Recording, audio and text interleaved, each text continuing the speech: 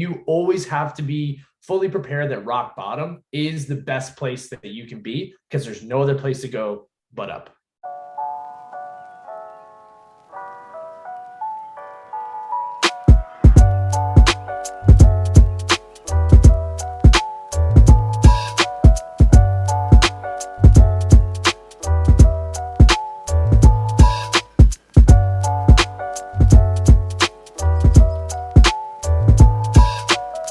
What's going on, everyone? Welcome back to another episode of Sideline Stories. Today, we are joined by Andrew Stallings from the Athelo group. How are you doing today, Andrew?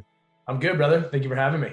Yeah, anytime. Can you just start with a quick intro? So I did a big audit of a lot of these rising sport properties, realized that there really needed to be a changing of the guard in a lot of ways.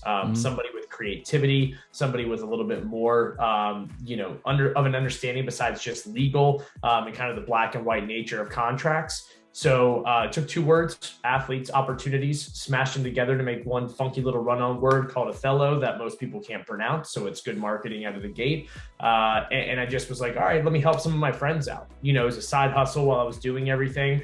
And then ultimately it just spun out and became a massive snowball effect. So to date, we're managing about 25 athletes exclusively on retainer. We have a network of about 190 different athletes, creators, talent, influencers, and agents that we can tap into for different projects as needed. And then we have about 110 different properties and brands that we work with on some sort of retainer or scope of work throughout the course of the year, either consulting, influencer marketing, recruitment strategy, digital content strategy, just very much trying to position ourselves for better or worse as the Swiss Army knife and scalable solution to, any last second fire drills or, things that fall through the cracks on campaigns in-house. And as I said, we're coming up on 4 years in about a month or so. And we're growing. So it's as AB says before he, runs off the field at MetLife Stadium, business is booming. So we're doing our best to keep our heads above water and not run off of the field during halftime. There's this conception that when people think sports agent, they automatically think NBA or NFL. And your agency is unique because a lot of your athletes, I think all of your athletes, they come from niche sports. So like you were saying, CrossFit, motorsports.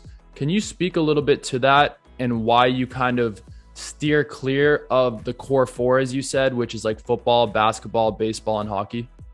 So the long answer short is my previous experience is I spent a lot of time in those spaces. I respect the hell out of the amount of people that work countless hours to, work within the role of like these major global sports, arenas to build out and ensure that there is validity and proper red tape where it needs to be in like the worlds of like global football, soccer, NBA, NFL, NHL, MLB.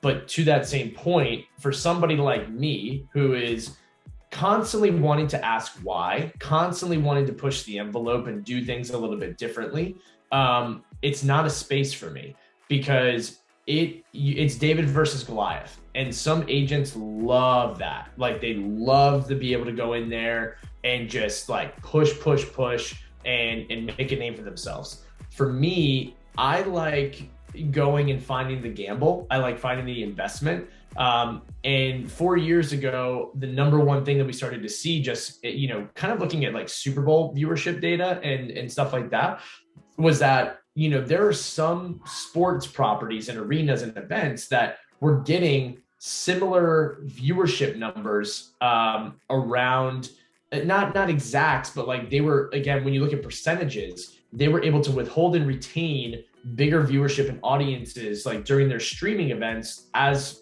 they were for the Super Bowl. And it was super fascinating to me because I'm like, man, like who's doing what and how? Like what is the governing bodies? Like it just made me question a lot of stuff. For me, I like ground zero. I like stuff that's either half built with holes in it and lots of voids where I can come and patch things up or at least put my own spin on it.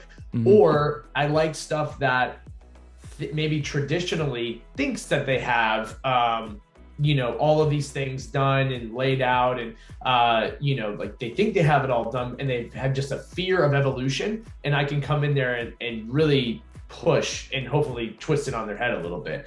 But action sports, motorsports, I think, again, I'm from Southeast Virginia. It's a big motorsports community. And I hated NASCAR. I hated racing, growing up. So I was able to jump into motorsports from a very non-traditional way and kind of analyze it as a non-fan. Action sports was something that I always liked, but I also was like not really big on. I think we all liked X Games growing up. We all liked watching Shaun White do things and Tony Hawk and stuff. So I always thought it was really cool, but I was like, man, like it's never gone mainstream, because people would always say like, oh, like you're a poser, you're a phony. Like there was such a big culture in action sports that like, they didn't want people to go mainstream. They didn't like, it wasn't necessarily acceptable to be a Tony Hawk. So the distance and gap from like number 2 to a Tony Hawk pro skater was very, very big. But as the tide was turning in the last few years, I was like, man, we're seeing skateboarding in the Olympics now. We're seeing surfing in the Olympics now. We're seeing that changing of the guard. So people want new, exciting, and entertaining like avenues of success. How do we build that out? How do we do it differently? And how do we kind of raise an eyebrow to do it both in sport and out? And that's really where like a lot of my connections already existed, but really I just wanted to step into it and kind of push the creative norm of how we do it. But what's one piece of advice you'd give to your younger self? Don't stop. Just no matter what, don't stop. And that's something that I literally struggle with every single day. I will be 110% honest with you, Brendan. It is a mental drain with what I do every day. I may come off as this energetic, maybe cocky, but hopefully humble guy that's like super excited about what he does. I'm a new father. I'm adjusting to a new role in marriage, with the way that my wife and I are doing things at home now. I'm traveling nonstop. I have a lot of different personalities and clients to adhere to. Every day I'm forcing a smile, and I'm forcing that image and that facade that like everything's okay. Like I know I can do it. It's great. 95% of the time I am suffering from the biggest case of imposter syndrome day in and day out. And I say that because I hope somebody here is watching this and listening and saying that, holy shit, this guy is sitting here, he's building stuff, he's doing it, and he seems successful, maybe not, but he too is still struggling with like what his identity is, what his confidence level is, what that, overall image and expectation is. And for me, I want to put that out there, not to kind of say things in different ways and lights and be like this almighty expert. I really hate the term expert. I say that because I wish more people were honest about what happens behind the scenes and not do it so much for entertainment, for likes, for clicks. You hear very often, everyone's like, build in public now, build in public. But I think people are doing it for the entertainment factor more so than for the honesty and truth of what goes into this part of business and in life. I cry, dude. Like I'm a 34-year-old male and I cry. Like I get so down, I get disheveled, and I lose my mind every single, week, just in terms of how do I scale? How do I grow up? Like what does success mean on certain days? And, if for anything else, the one piece of advice that just continues to push me is just take the step forward. Just, if for nothing else, take one step closer, one step closer, one step closer. And what does that mean? I don't want to, everyone's like, oh, just show up. Yeah, show up, but show up with purpose and intention. Like if your heart is in this, if there are days where your heart's not into it, take a step back, but fully be prepared to dive in twofold the next day.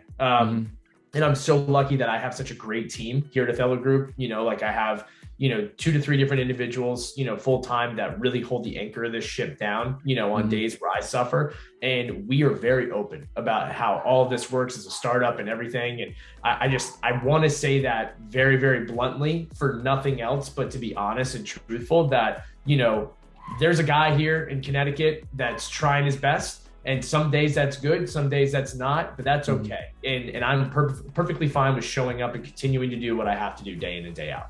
No, I appreciate the honesty, man. And I think that's, I don't think there's enough of that out there. Cause like you said, people say build in public, and the stuff we see on LinkedIn, the stuff we see on Twitter, Instagram, 99% of the time, it's like the positives, it's the highs, it's the accomplishments, it's the job offers. You're not seeing the rejections. You're not seeing the really, really tough days, the really, really tough weeks. So the honesty, it goes a long way. And I think that speaks a lot to kind of who you are. And I appreciate that a lot. At this time, if there's anything else you'd like to add that we haven't touched upon, the floor is yours. And also any shout outs or where people can follow you on your journey. Yeah, no, I appreciate the opportunity and time to speak to great individuals like you, get to pick your brain on stuff and vice versa. AtheloGroup.com, Athelo Group, ATHELO group across all social media platforms.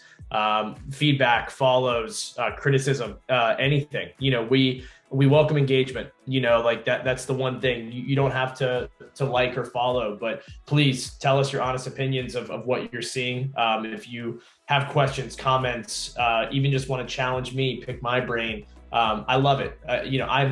Again, you heard me say it a few times. I'm not an expert. I really try to position myself to be somebody that's continuing to learn from people around me every day. And if people want a good argument and they want a good discussion, I may not be your guy, but I can certainly sit down and have a very, very open dialogue about anything you want in this industry. And hopefully we can learn a lot together. So that's always my MO, is like, how can we learn together through conversation?